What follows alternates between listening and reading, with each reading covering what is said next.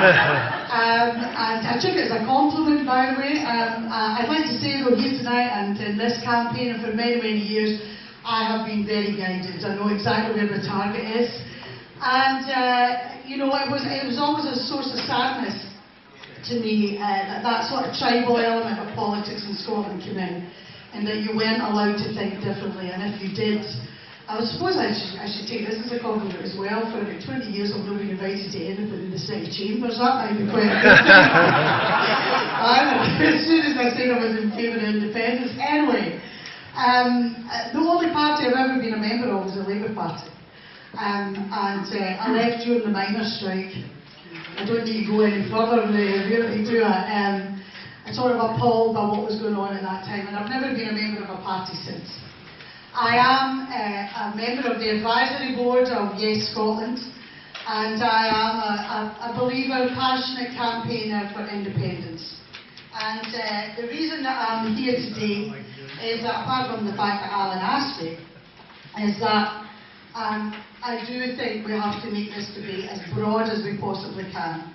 And without that Labour, Socialist, Left vote, of which I am part, we will not win this. Also, without the participation of women, we will not win this. And the fact that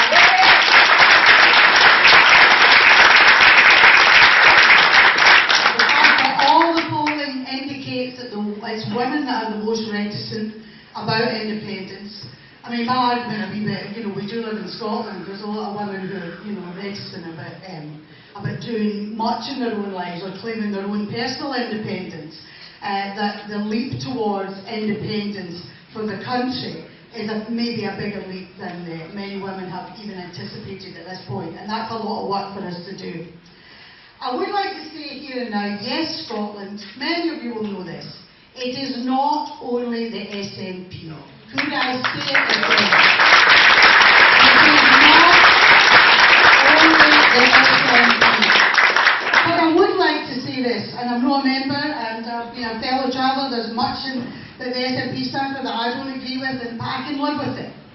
Because it is the SNP and many fellow travellers and campaigners for many, many years that have brought us to this place. This special place.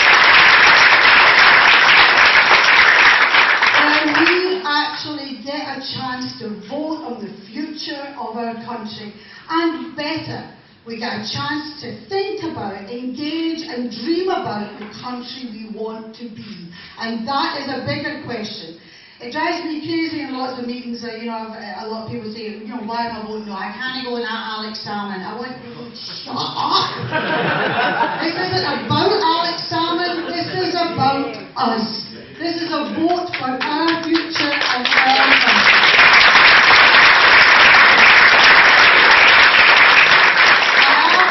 I'm glad we're here.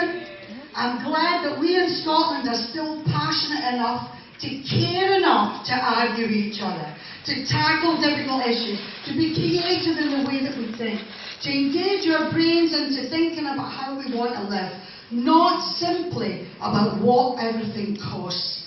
We have been living for more than 25 years now in a country where we know the price of everything and the value of nothing.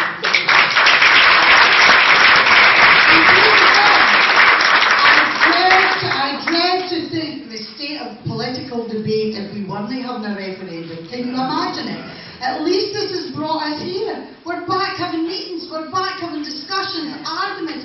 Artists are painting stuff, writers are writing, plays are being written.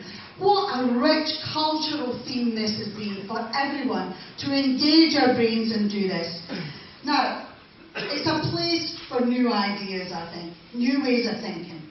And that doesn't exist as far as Westminster is concerned. I mean, Westminster, for me, that corrupt gentleman's club on the banks of the Thames, bereft of real ideas and thinking, interested in its own power, and the future of those within it, where it appears that a neoliberalist, capitalist view of the world is one, and there's no other way to live or run our country well there is. And supporting this doesn't make you more Scottish, I'd like to say. I can't be asked for all that. I know that's not parliamentary language, but sorry about that. I don't doubt the sincerity sincerity of those who've yet to make up their minds, or who are voting no. They're not any more Scottish or less Scottish than anybody else. They've got loyalties, they've got political beliefs and emotions just like those in the Yes camp. And the thing that binds us all is that we want to make this place better. We've got to make it better. Where we differ is how we think we can achieve that. And I personally do not believe, and I've not for a long, long time, that Westminster is fit to do that anymore. Not just here in Scotland, but across the whole of Britain. And I believe it's incapable of real reform unless the entire notion of the British state reforms.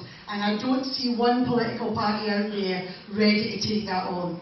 What we have with independence is a chance to create a real democratic parliament with full powers, a written constitution, and where sovereignty, that wee tiny thing, but that huge thing, lies with the people of Scotland.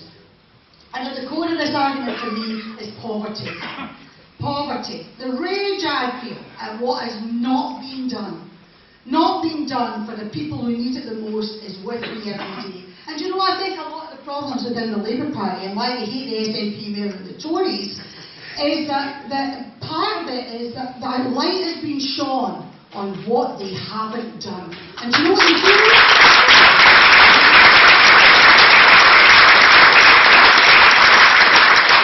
And you know what I think? It's always that way, you know, when you really give somebody a ridding and they can either go, peace off, that's terrible, or they go, how dare you, and all that. That's what we're getting. They're actually feeling shame.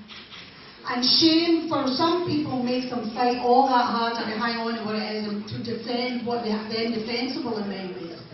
But that for me is where it is. And that decision somewhere not to make the lives of ordinary people better is shameful for me. Anyway, and where is the vision? Well, I mean, it's the thing, Born to Fail, I think, was actually written, 30 odd years ago in this very city? Worse now. Worse now for thousands, if not millions of people across this country. That's a disgrace. And where's the vision in politics to tackle this? Don't see it.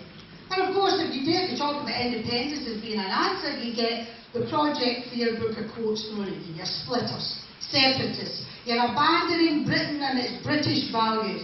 Well, I would like to say here and now that it is not Scotland that's abandoned British values. It is Westminster, the city-state of London, the rich elites that have abandoned that post-war consensus that my parents and my grandparents fought for and that bound these islands of Britain together.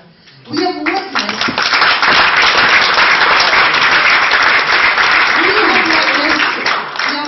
an attack on the working class.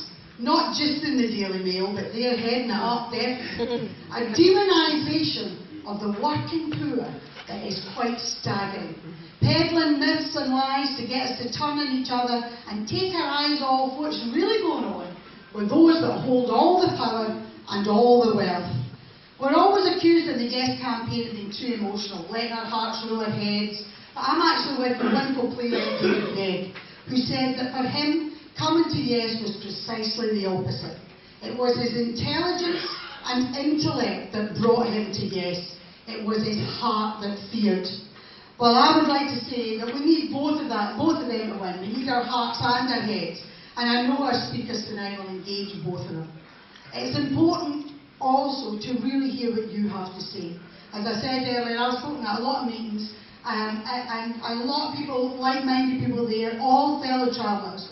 And I'm now at a point where I actually want to speak to those who've got doubts and who want to hear the arguments properly, not just the rehearsed shallow confines of a TV or radio studio or in partisan newspapers. Hopefully, I think tonight we can achieve that. We've got fantastic speakers here tonight.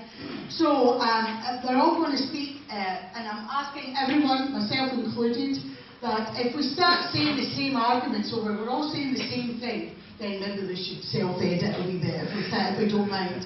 So that we all love our speechifying, but it's more important that we hear the contributions from all of you. So thank you very much for coming along. Thank you.